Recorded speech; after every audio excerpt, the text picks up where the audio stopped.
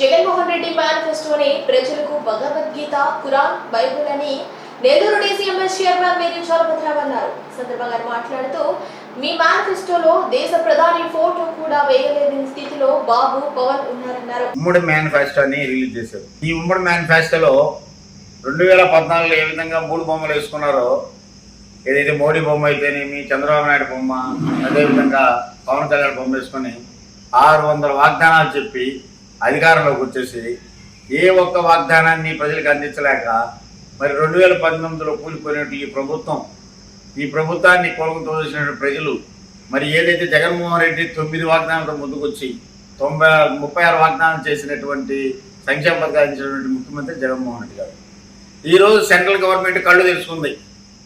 బాబు, ఆ యొక్క మేనిఫెస్టోలో మా ఫోటో అక్కర్లేదు, మా ఫోటో వేయొద్దు, మీరు ఆచరణ కానిటువంటి, సాధ్యం కానిటువంటి మీరు యొక్క అక్కడ వాగ్దానాలు చేస్తూ ఉన్నారు. దీనిలో మమ్మల్ని లాగొద్దు, ఈ బురద చల్లే కార్యక్రమం మాకొద్దు, మీతో పొత్తు పెట్టుకున్నాము కానీ నాయన మీ యొక్క అబద్ధాలకి మేము వ్యతిరేకత అని చెప్పేసి ఆ యొక్క మేనిఫెస్టోలో వాళ్ళు అధికారికంగా చెప్పి మరి మోడీ గారి బొమ్మ కూడా అక్కడ ప్రచురించడానికి వీల్లేదని ప్రశ్నించాల. నిన్న వాళ్ళు మేనిఫెస్టో రిలీజ్ అయినప్పుడు కూడా చూస్తూ ఉన్నారు.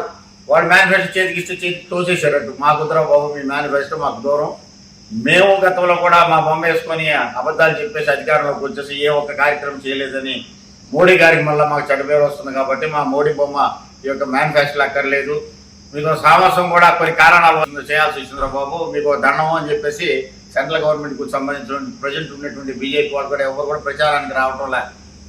ఇది నాటకాలు.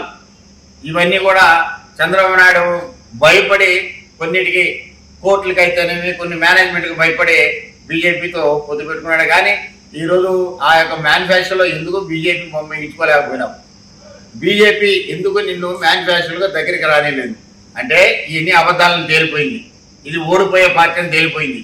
సో దానికని కూడా నిన్న జరిగేటటువంటి పరిణామమే రాష్ట్ర ప్రజలందరూ కూడా చూస్తూ ఉన్నారు. ఓహో, ఇది అబద్ధం మేనిఫెస్టోరా, ఓ ఇది బూటకం మేనిఫెస్టో, పోయినసారి లాగా 2014 లాగా ఇది డ్రామా రా అని చెప్పి అనుకుంటారు ప్రతి ఒక్కరు. ఓ తేడతలం అయిపోయింది. నిన్నటి నుంచి ఆయన ఇంకా వచ్చేసి మీ యొక్క ఇంకా గ్రేడ్ ఇంకా తగ్గిపోతూ ఉంది, డౌన్ ఫాలో పడిపోతూ ఉంది.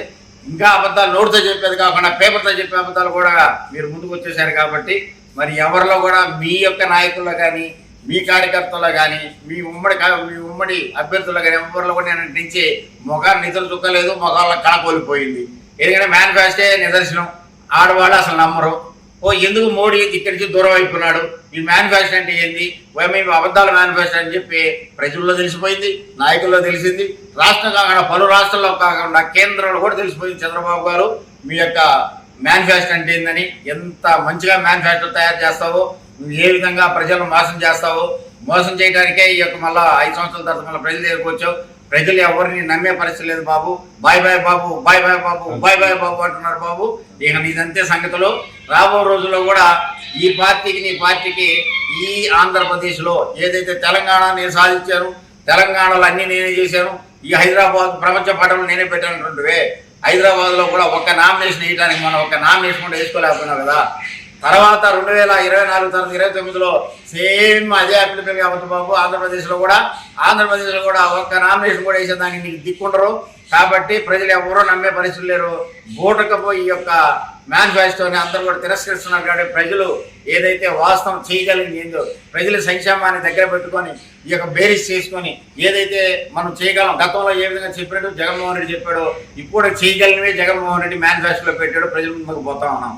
సో గతంలో చేసినటువంటి మా యొక్క సంక్షేమ పథకాలే, మా అభివృద్ధులు శ్రీరామ లక్ష్య, మా యొక్క మేనిఫెస్టో మా యొక్క ముఖ్యమంత్రి చెప్పినట్టు అదే భగవద్గీత గాను, అదే వచ్చేసి ఖురాన్ గాను, అదే వచ్చేసి బైబిల్ గాను ఏదైతే చేసుకున్నారో, మాట చెప్తే మడుగు తప్పని ముఖ్యమంత్రి మా జగన్మోహన్ రెడ్డి గారు. అదేవిధంగా మేనిఫెస్టో అదే విధంగా ఉంటుంది, సంక్షేమాలు అదే విధంగా ఉంటుంది, మాట చెప్పిన అదే విధంగా ఉంటుంది. కానీ బాబు మాట నమ్మేవాళ్ళు ఎవరు లేరు. మేనిఫెస్టోతోనే ఇవన్నీ కూడా బయటపడిపోయినాయి.